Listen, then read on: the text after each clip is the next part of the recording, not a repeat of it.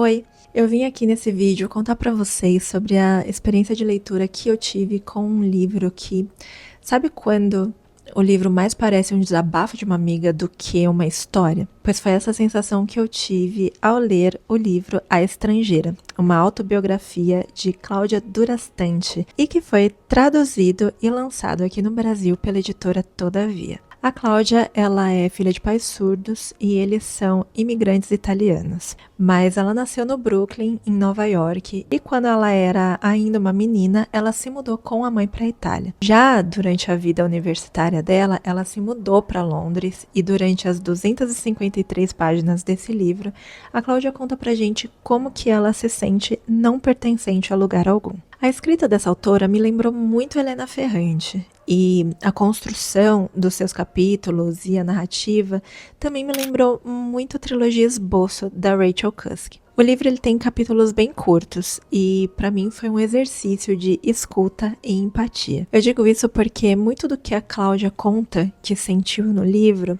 provavelmente seria sentido diferente por mim. Mas como toda experiência de vida é única e individual, e o meu relacionamento com a minha mãe é muito diferente do relacionamento que a Cláudia tem com a mãe dela, eu não posso simplesmente pegar a minha régua e julgar os sentimentos da autora só porque a gente teve vivências diferentes. Eu acho que isso pode causar uma certa estranheza e até um desconforto para quem não tem muita paciência para ouvir pessoas. Mas A Estrangeira nada mais é que um grande desabafo de uma pessoa que nunca se sentiu pertencente a lugar algum, nem mesmo dentro do seu próprio âmbito familiar. Embora a leitura de A Estrangeira seja até meio morna, porque ela não traz nenhum plot, nenhum acontecimento extraordinário, aqui a autora ela conta muitos acontecimentos sobre os seus pais, como foi a infância deles, como que eles se conheceram, a motivação que o casal teve para emigrar para próximo da família da mãe dela e como foi crescer diante desses dois universos que, na visão dela, são completamente distintos. Nota-se em um momento do livro que a autora ela não consegue nem se encaixar em nada que seja cultural ou social durante a adolescência dela. Ela não sabe se ela é pobre, se ela é classe média, se ela é americana, se ela é italiana. Ela se sente completamente perdida dentro do seu próprio universo. Teve alguns momentos do livro que eu até me identifiquei bastante com a autora, principalmente ali naquela fase da adolescência, que ela relata alguns anseios bem bobos que todo adolescente costuma sentir. E também como ela se trancava no quarto para ficar analisando como certas músicas faziam tanto sentido para alguns filmes que ela assistia. Nesse caso em específico, ela falou muito de uma música da banda R.E.M., que na cabeça dela funcionava perfeitamente uma grande analogia a um filme que ela estava com hiperfoco naquela época, que é o Conta Comigo. É um livro que traz muitas oportunidades para a gente refletir como que nós nos sentiríamos diante de acontecimentos que a Cláudia viveu. Em determinados momentos, a autora ela é bastante dura nas críticas aos pais dela, e isso eu acho que pode incomodar bastante gente. A mim não incomodou porque eu achei as críticas até bastante honestas, mas ela expõe muito como o pai foi um cara problemático e a mãe bastante impulsiva, e essas duas figuras fizeram uma verdadeira bagunça no psicológico dela. E quando a gente para analisar friamente, é muito fácil perceber que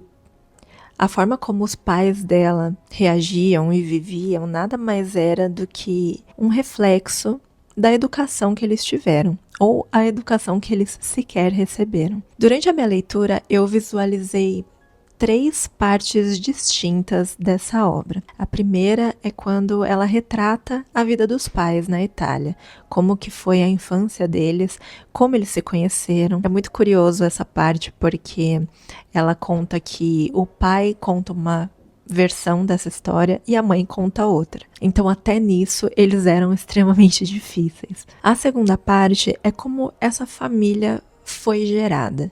Foi quando os pais se casaram e imigraram para os Estados Unidos e o nascimento dela e do irmão. E o final dessa parte 2 é exatamente como que essa família ruiu. Já no final do livro, a Cláudia ela esquece completamente a existência dos pais e ela começa a nos contar como que ela passou a se relacionar não só com amigos, mas com homens também, de uma maneira mais romantizada. E é perceptível que é esse o momento que a autora nos faz um convite para refletir como que o relacionamento dela com os pais passou a refletir nos seus relacionamentos amorosos. Se a Cláudia fosse a minha amiga e me pedisse um conselho depois desse desabafo, eu diria a ela que se tornaria muito mais fácil ela tocar a vida de uma maneira mais saudável se ela conseguisse diagnosticar realmente quais foram os motivos pelos quais ela se tornou essa pessoa com grande dificuldade de levar uma vida romântica ou social. Se ao invés dela enxergar a dificuldade dos pais em ouvir como realmente o grande mal da sua família e percebesse que na realidade o que fez muito mal a todos eles foi o relacionamento tóxico que os seus pais viveram e que infelizmente ela presenciou, acredito eu que ela teria muito mais facilidade para remediar certas coisas da sua vida pessoal que parasse definitivamente de refletir em todos os âmbitos da vida em que ela até mesmo não consegue se pertencer a lugar algum. Enfim, A Estrangeira não foi uma leitura prazerosa. Eu demorei muito para ler esse livro. Eu nunca demorei um mês para ler 253 páginas, mas eu realmente tinha dificuldade de sentir essa vontade de devorar capítulos. Em alguns momentos eu não vi a hora dos capítulos acabarem, porque realmente é algo que você precisa ter paciência. Nem sempre a gente tem paciência para ser uma boa ouvinte. Então eu sugiro que você faça essa leitura, caso esse livro tenha parecido interessante a você, em um momento em que você esteja preparado para receber uma amiga de braços abertos. Agora me conta aqui nos comentários se você já leu A Estrangeira ou se tem algum livro muito semelhante a essa obra. E se você gostou desse vídeo, não esqueça de deixar um like, recomenda ele para os seus amigos. Se você chegou agora aqui nesse canal, não esquece de me seguir, ativar o sininho para receber as minhas notificações e eu te vejo no próximo vídeo. Beijos e até lá!